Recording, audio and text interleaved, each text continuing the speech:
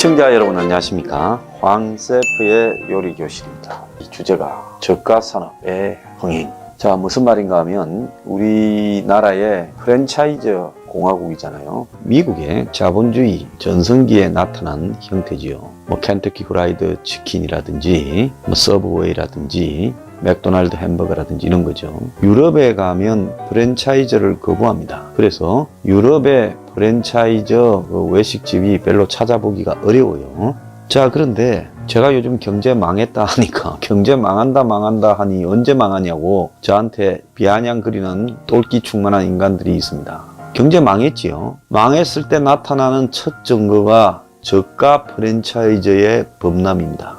저가 프랜차이즈라는 것은 완전히 가격 파괴형 그런 이 프랜차이즈를 내걸고 이 가게를 모집해서 이렇게 운영하는 거죠. 그래서 요즘 노브랜드 버거라는 게 1,900원짜리도 있고 2,900원짜리도 있다는 거예요. 한국에 그 저가 커피점들이 이제 막 생겨나고 있어요. 메가 커피라는 데는 빅 사이즈 아메리카노가 1,500원 한다는 거예요. 자, 그런데 이제 이 저가 산업이 바람직한 거냐라고 봐야 되는 부분이 있습니다. 언제 저가 산업이 유행하느냐? IMF가 한국에 왔을 때요. 1,000원짜리 김밥부터 시작해서 저가 술집까지도 굉장히 많이 생겨났고, 심지어 그때는 비즈니스 룸살롱이라고 룸살롱도 싼 가격에 저가 룸살롱까지 나왔습니다.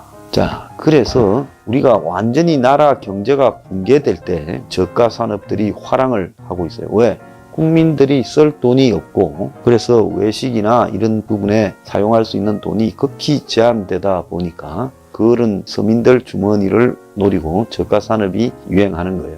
근데 이 저가 산업에도 참 슬픈 측면이 있어요. 일본에 몇 년 전에 한창 그 500엔 피자라는 게 유행을 했습니다. 500엔, 그러면 한국 돈으로 5,000원 피자죠. 그래서 엄청나게 잘 됐습니다. 전국적으로 프랜차이즈가 100몇십 개 되고 잘 됐는데 망했어요. 왜 망했느냐? 이익 극대화가 아니라 매출 극대화에 맞추다 보니까 많이 팔수록 적자가 나는 현상이 벌어졌습니다. 그래서 일본이 우리보다도 한 10년 앞서서 91년부터 부동산 버블이 꺼지면서 장기 불황이 시작됐죠. 그래서 일본은 2차 대전 패배하고 난 이후에 계속 경제가 수직 상승하다가 처음으로 1991년에 장기 불황을 맞이한 거예요. 그때 이제 일본에 많이 생겨난 게 100엔짜리 도넛부터 시작해서 300엔짜리 덮밥, 또 이 택시 요금도 40%이나 이런 것들이 막 생겨났습니다. 제가 한 95년쯤에 일본에 가니까 유명 라면집의 라면 가격이 생각보다 싸서 깜짝 놀랐어요. 280엔, 250엔, 300엔 이렇더라고요. 야, 일본의 물가가 이렇게 싸나 하고 깜짝 놀랐습니다. 전자제품 가게에 가서는 한국의 거의 반값 수준이라서 더 깜짝 놀랐어요. 지금도 일본에는 이 저가 산업의 화랑이 계속되고 있습니다.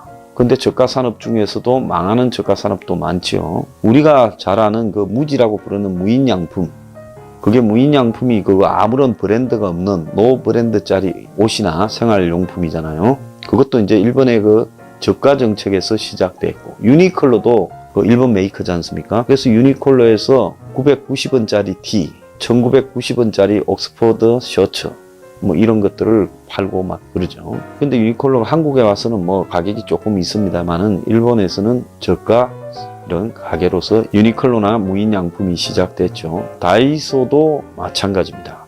그래서 일본에 이거 외에도 저가 항공사도 지금도 많이 성행 중에 있고요. 일본이 지금 30년 불황을 겪다 보니까 일본에는 저가 산업이 보편화됐고, 심지어 저가 초밥집까지 아주 유행을 하고 있어요. 한국보다 거의 반값쯤 되는 이런 저가 초밥집들이 곳곳에 있고 가면 맛도 좋습니다. 자, 그래서 일본 같은 경우에 이 저가로 가는 과정에서 많은 시행착오와 고통을 겪었는데, 자, 한국에서 지금 유행하기 시작하는 이 저가 산업, 이 저가 산업의 미래가 어떻게 될 거고 무슨 경제적인 의미가 있는가, 우리가 이런 부분을 고민을 좀 해야 됩니다. 최근에 한 돼지갈비집이 2시간 이내 먹으면 13,500원 해가지고 선풍적인 인기를 끌고 곳곳에 이 프랜차이즈 가게들이 많이 나오고 있어요. 그런데 그 돼지갈비 무한 리필집이 들어서면 그 동네의 고깃집이 다 망한다라는 이야기가 있어요. 그리고 아까 말한 그 역전 할매 맥주나 이런 저가 맥주집이 들었으면 그 근처에 이 동네 사람들이 오래 해오던 호프집이 다 망하고, 또 테이크아웃 커피집이 하나 들었으면 그 동네 사람들이 하는 카페가 다 망한다라는 이런 이야기가 있어요. 그래서 이 저가 산업이 또 다른 주변 상권을 초토화시키는 일이 지금 현실적으로 일어나고 있다는 겁니다. 그러면 저가 이런 브랜드를 하는 사람들은 많은 수익을 얻느냐? 그야말로 죽도록 일해가지고 마진율이 아주 낮다는 거예요. 이 저가 브랜드에서 마진율은 10% 한다. 그러니까 주인이 열심히 죽도록 일하는데 많이 팔리니까, 빵리담이니까 노동량은 엄청나고, 거기에서 알바하는 애들도 다른 데보다는 훨씬 일을 많이 해야 되는 그런 부분이 있습니다. 자, 그런데도 불구하고 이 프랜차이즈는 저가로 하든지 말든지 매출을 기준으로 로얄티를 받아가니까, 그게 저가든 고가든 저가라도 많이 팔리면 액수가 매출액이 많을 거니까 프랜차이즈는 아무 상관이 없지요. 그렇지만은 거기에서 일하는 주인과 그 다음에 아르바이트생들, 이런 사람들은 그야말로 죽을 맛이다. 그리고 큰 돈도 벌지 못하고 오래 하지도 못한다. 그래서 어떤 상품이든 다 적정한 가격이 있다고 봅니다. 사회에 보편적으로 합의된. 그런데 이 가격을 파괴하는 부분이 나타났을 때 벌어지는 현상은 일단 주변 상권을 초토화하고, 그리고 결국은 자신도 심신이 피폐해져서 마지막에 문을 닫을 가능성이 매우 커요. 지금 경제활동 인구의 25%가 자영업에 종사한다는 거예요. 한국 사람들은.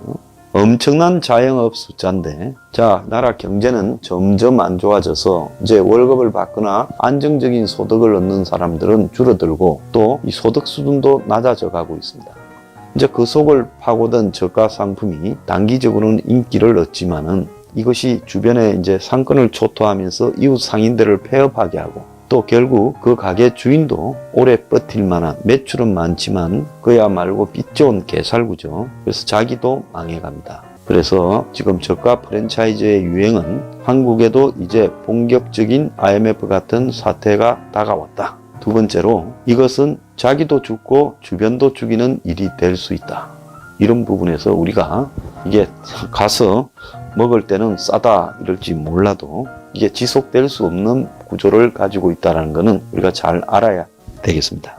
오늘의 디저트, 저가 프랜차이즈의 유행, 너 죽고 나 죽고다. 시청자 여러분 안녕하십니까? 자, 오늘 중국의 외교부 장관 격인 외교부장 왕이가 한국에 와가지고 연거푸 2번이나 건방진 행동을 했습니다.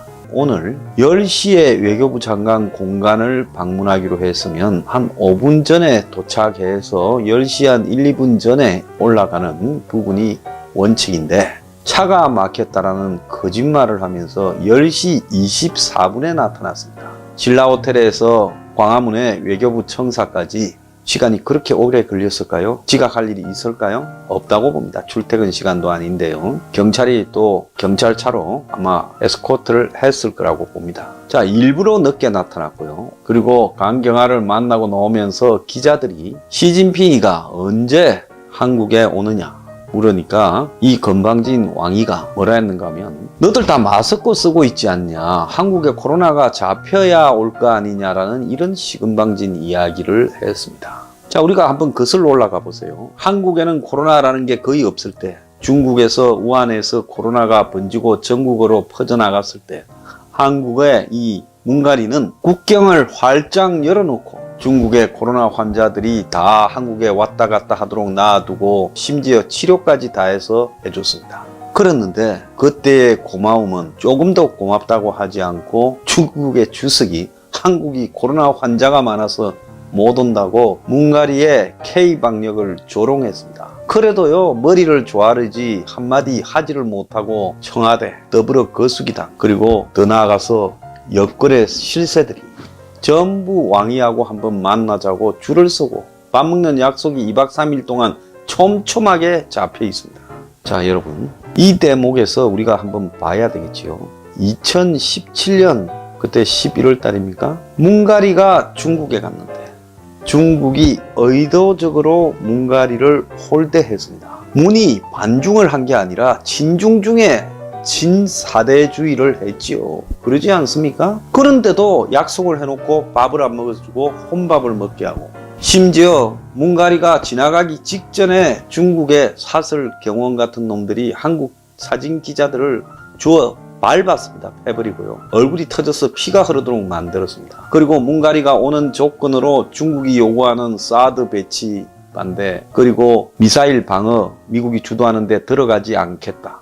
심지어 한미일 동맹을 안 하겠다라는 산부를 한국이 공개적으로 입장 밝혀라 해가지고 강경화가 국회에서 더불어 거수기당 의원이 물으니까 그걸 확인해 줬습니다. 그걸 확인받고 뭉가리 오라고 했어요. 갔는데 밥도 먹어주지 않고 약속을 전부 취소시키면서 홀대를 했습니다. 그런데도 홀대 받고도 홀대 받았다고 분노하지 않고요, 머리를 조아리고 다녔습니다. 그래서 중국이 이런 짓거리를 하는 거는 전부 계산이 된 이야기다. 왜? 자기들은 과거에 한국을 지배하던 대국이다. 시진핑이가 2017년에 트럼프 취임 직후 말하라고 플로리다 리조트에 가가지고 트럼프 앞에 지도를 보여주면서 과거 한국은 중국 역사의 일부였다고 이야기하고 트럼프가 고개를 끄덕였습니다. 이건 뭐겠습니까? 미국 대통령이란 자가 중국이 그런 말을 하면 과거 이야기는 할 필요가 없는 거 아니냐. 과거의 역사를 따지면 미국은 영국의 일부가 아니었, 그렇게 할 수 있죠. 그래서 중국의 속셈은 굉장히 계산되어 있습니다. 왕위 같은 경우에는 서열이 높지가 않아요. 중국에서 권력 서열을 공산당들은 다 1등, 2등부터 서열이 있습니다. 시진핑이가 1등이고요. 그런데 중앙 상무위원도 아닙니다. 중국에는 상무위원이 있어서 그 안에 들어가야 진짜 실세인데, 쟤는 그냥 외교부 장관이지 관료지 권력 핵심에 들어가지도 못해요. 보통 외교부 장관이면 어느 나라든 서열로 따지면 한 5, 6등은 될 건데 저는 25등도 안 되는 거예요. 그런 자가 한국에서 저렇게 시건방을 떨고 자빠졌는데 지금 한국 기자 중에 하나가 거기 들어봤지도 못하고 있어요. 그런 소리까지 들으면서요. 근데 중국은 한국은 홀대해야 더 조아린다는 거죠. 그래서 한국은 친중 국가로 뭉가리 정권의 주사파들이 다, 한국의 좌파들이 친중 사대주의자고, 그래서 이것들은 친북이고 친중은 못 벗어난다. 그러니까 예자들한테는 우리가 잡아놓은 고기에 먹이 줄 필요가 없듯이 잘해줄 필요가 없다. 과거에 명나라가 한국의 왕이 새로 계승을 하려면 중국에 가가지고 중국의 황제가 인정을 해주고 옥세를 내려줘야 왕이 됐지 않습니까? 지금 이 자들이 그렇게 생각하는 거예요. 그래서 한국, 미국, 일본이 있고 러시아, 북한, 중국이 있는데 그 속에서 한국만 빼가가지고 저쪽으로 한반도를 친중 친북으로 만들어버리면 미국과 일본을 고립시켜버릴 수 있다라고 하고, 한국이 약한 고리라면서 한국의 좌파들은 우리가 아무리 학대해도 학대당할수록 노예처럼 더욱더 조아리는 속성이 있다는 걸 정확히 간파해서 한국에서 미국을 드러내기 위해 일부러 한국에 올 때마다 저짓을 하고, 한국이 중국에 가면 일부러 저짓을 하는 거예요. 한국에 만약에 보수 정권이 들었으면 또 안 그래요. 박근혜 때는 겉으로 꼬덕이었습니다. 박이 또 거기에 넘어가가 친중을 했지요. 그래서 한국에 좌파 정권이 들었으면 학대하고 보수 정권이 들었으면 꼬덕여가지고 또 자기 편으로 만듭니다. 자, 저런 속에서 한국이 들어가 버리면 한국은 미래가 없는 겁니다. 시진핑이가 중국몽인이 1대1 논의하면서 중국이 마치 세계의 핵심이 된 양 설치고 까불고 있습니다. 그러니까 한국은 우리가 이대로만 계속 학대하고 주워패고 것만 주면 우리 손에서 못 벗어난다. 미국에서 빼내기 일보 직전이다라고 생각하고 일부러 한국에 올 때마다, 한국에서 정상이나 이런 사람이 중국 갈 때마다 학대를 하고 있다는 걸 우리가 잘 알아야 됩니다. 자, 이건 뭘 이야기하느냐.